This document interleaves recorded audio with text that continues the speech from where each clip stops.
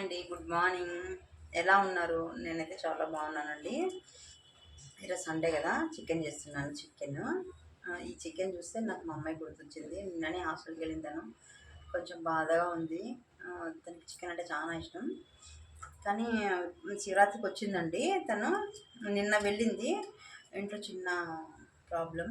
మా చిన్న అబ్బాయికి కొంచెం యాక్సిడెంట్ అయింది. చెయ్యి దెబ్బ తగిలింది. ఏమంటే దేవుడి దయ, ఏం కాలేదు, ఫ్రాక్చర్ అవ్వలేదు. ఇప్పుడైతే బాగుంది. అందుకే నిన్న వెళ్ళింది తను. వాళ్ళ నాన్న కూడా నేను డ్యూటీ నుంచి నిన్ననే రావాలనుకున్నారు, తొందరగా రాలేకపోయారు.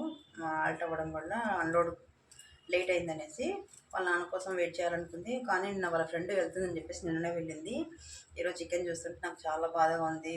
చికెన్ తినేసి వెళ్ళాల్సిందే అన్నట్లు. ఏదో తను 3 years అయింది వెళ్ళి హాస్టల్కి. కానీ నాకు ఎందుకో తను వెళ్ళినప్పుడు ప్రతిసారి చాలా బాధ. తను వెళ్ళినప్పటి నుంచి మళ్ళీ ఎప్పుడు వస్తుందా అని వెయిట్ చేస్తుంటాను. మళ్ళీ ఎప్పుడు వస్తావు అని కాల్ చేస్తుంటాను. మళ్ళీ ఎప్పుడు నువ్వు వచ్చేది అని పండగలు వెతుకుతూ ఉంటాను. ఇంట్లో ఉంటే నేను ఎక్కడుంటే అక్కడ. ఇంకా 2 ఉన్నాయి ఇంట్లో. అబ్బాయిలు 2 ఉన్నారు. కానీ వాళ్ళు ఎక్కువ ఉంటారు. ఈ అమ్మాయి కొంచెం ఎక్కువ. నేను ఎక్కడుంటే అక్కడ ఉంటుంది.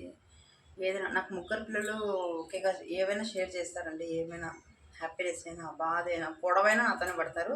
మా అమ్మ అయితే ఒక చిన్న రాక్షసుని చెప్పాలి. నాతో గొడవ పడ్డంలో బాగా గొడవ పడుతుంది, బాగా ఏడుస్తుంది కూడా. ఏమైనా అంటే నేను ఒక పెద్ద సైజు రాక్షసి తన దృష్టిలో. ఎందుకంటే గొడవ బాగా, పిల్లల కన్నా ఎక్కువ బాగా గొడవ పడతాం మేము. ఇప్పుడు హాస్టల్లో ఎవరితో గొడవ పడుతున్నాం మరి. ఇంకా మళ్ళీ ఉగాది కోసం వెయిట్ చేయాలండి నేను, తను ఎప్పుడు వస్తుందా అని. ఆడపిల్లలు ఎందుకు పెట్టారో కానీ అత్తగారింటికి వెళ్ళాలి అనేసి, అమ్మాయిలు ఇలా వెళ్తారనే థాట్ నాకు చాలా బాధ అనిపిస్తుందండి. నాకు చిన్నప్పుడు మా అమ్మాయిని అందుకు ఇంటర్కు నేను హాస్టల్కి పంపించలేదు.